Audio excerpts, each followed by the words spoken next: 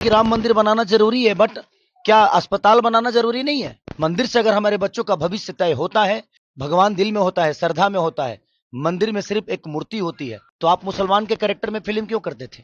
आपको नहीं करना चाहिए था। और नहीं तो सनातन पे ले जाएंगे और बेमतलब की बातें करेंगे और उसी में आपको उलझा देंगे। यहाँ हर जात का एक नेता बना हुआ है, हर जात का एक नेता। तो आज कौन सुरक्षित है? आज भी तो हत्याएं हो रही हैं। अरे देखिए, सबसे बड़ी चीज कि किसी भी एनडीए के नेता से आप पूछिए ना कि आप जंगल राज छोड़ के ना अपना काम बताएं, वो कि उन्होंने बिहार को किया क्या है और बिहार को दिया क्या है। इस पे ज्यादा चर्चा होगी तो मुझे लगता है। और आदित्य योगीनाथ जी हम सबके गार्जियन हैं, वो यूपी में बेहतर किए हैं कि नहीं किए हैं यूपी के लोग जानते होंगे, लेकिन उनको एक बार बिहार की हकीकत जानना जरूरी है।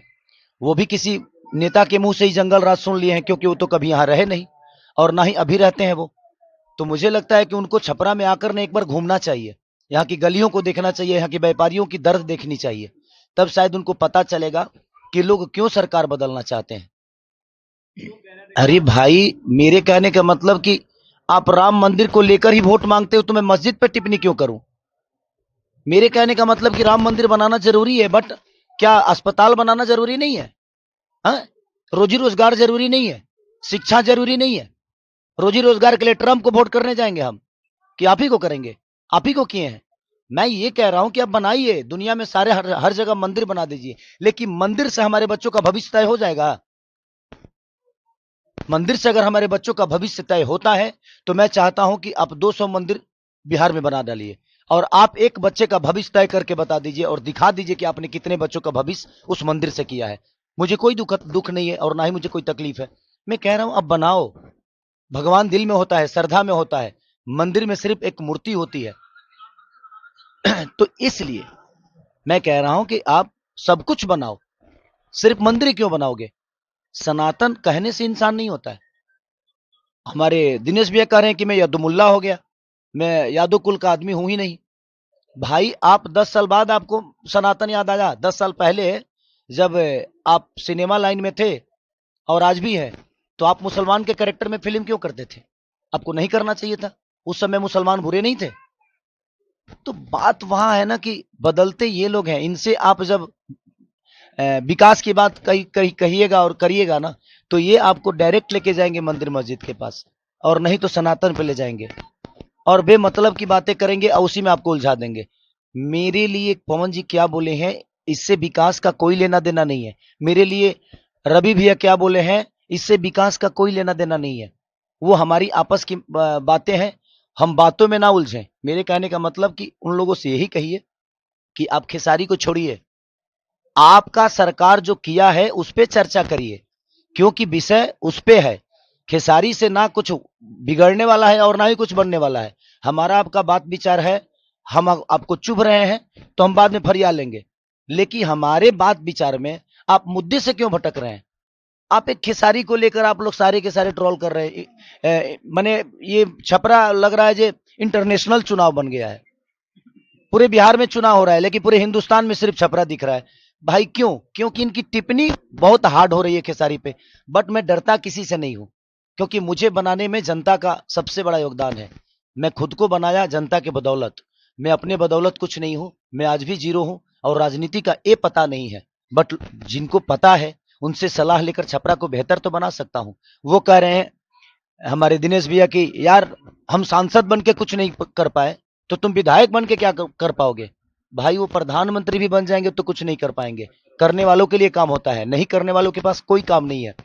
और मैं आज गरीब का बच्चा होकर लिट्टी चोखा बेचकर लोगों के घर में झाड़ू पोछा करके भी मैं अपने आप को स्टार बनाया ना, तो मेरे अंदर हुनर है, मेरे अंदर क्षमता है कुछ भी बेहतर करने की। तो मैं अपने हुनर से दुनिया बदलूंगा और जो भी व्यवस्था होगी उस व्यवस्था को बदलूंगा, मैं अपने हुनर से, अपनी ताकत से। तो देखते हैं क्या होता है। अभी तो चुनावी में है, ये बातें होती रहेगी, बट इस बातों में जनता का कितना भला है? मैं उन पे कुछ बोलूंगा, वो मुझ पे कुछ बोलेंगे, इससे जनता को क्या लेना देना है? जनता को बेहतर सरकार चाहिए, बेहतर रोजगार चाहिए, बेहतर शिक्षा चाहिए, बेहतर अस्पताल चाहिए। जनता को इससे लेना देना है। तो आप लोग सवाल खेसारी पे उनसे मत पूछिए, उनसे सवाल पूछिए कि जिस सरकार के लिए आप वोट मांगने आए हो, उस सरकार ने 20 साल में क्या किया है, ये हमें सिर्फ बता दीजिए। आप हमेशा जंगल राज की बात करते हो। 20 साल बीत गया, जो बच्चा 20 साल पहले पैदा हुआ था, आज सोचिए उसके मन में भी आपने जंगल राज डाल दिया। और इन नेताओं ने इतना जंगल राज बोल दिया कि बाहर के व्यापारी बिहार में आने से आज भी डरते हैं। छोड़िए ना, आप अब तो बुला देते। अभी तो जंगल राज नहीं है आप, आपके हिसाब से तो ये कौन सा मंगल राज है? तो ये जीते जी आपको नरक देंगे और मरने के बाद गोरखपुर में स्वर्ग की सीढ़ी लगा देंगे, हर हर महादेव करके जल जाओ। यही इनका फंडा है और उसी पे इनका चुनाव है। मत करिए, मैं कहता हूं कि मुद्दे की बात करिए आप। लोगों की भला कहां है? मेरा, रवि भैया का या मनोज भैया का, दिनेश भैया का या सम्राट चौधरी जी का या पवन जी का, बातों के विवाद से ना जनता का कोई लेना देना नहीं है। इसमें जनता का विकास नहीं छुपा है। ये बातें होगी, हम एक दूसरे पे कटाक्ष करेंगे, लड़ने के लिए, जीतने के लिए, मरने के लिए, लेकिन इसमें जनता का इतना फायदा नहीं है। तो मैं हमेशा से कहता हूं कि आप लोग भी सवाल करो तो मुद्दे की बात करो। पवन जी ने खेसारी को क्या बोला, दिनेश जी ने खेसारी को क्या बोला, खेसारी ने उनको क्या बोला, इससे जनता का कोई लेना देना नहीं है। तो आप लोग भी थोड़ा सा संभलो, इस बात पे संभलो कि आपको सवाल क्या करना है। हमारा और उनका विवाद से जनता का भला नहीं होने वाला है। तो मेरे कहने का मतलब कि जनता की जो व्यवस्था है उस पर बात करिए, आप जनता की भलाई के लिए बात करिए।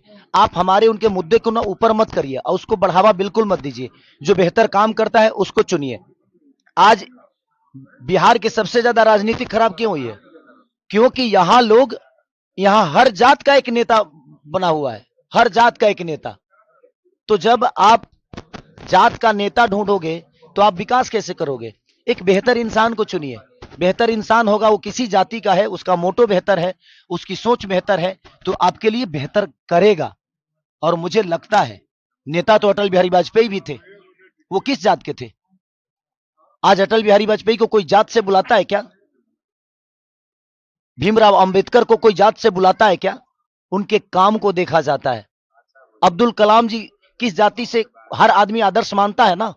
तो यार काम बेहतर करो ना। करने वालों के लिए ना बहुत काम है, नहीं करने वालों के लिए, करने वाले तो मौत में भी रोजी ढूंढ लेते हैं भाई, 5 लाख लेके मर्डर कर देते हैं। तो करने वालों के पास के लिए काम होता है, नहीं करने वालों के लिए ना कुछ काम नहीं है। तो ये कोई विषय नहीं है। उनसे जब भी सवाल करिए खेसारी पे मत करिए, और मेरे से भी सवाल करिए तो किसी स्टार और किसी नेता के लिए मत करिए। काम की बात करिए कि जनता का भलाई किस में है। हम शायद उस मुद्दा पे बात करेंगे तो उसमें जनता का भी भलाई होगा।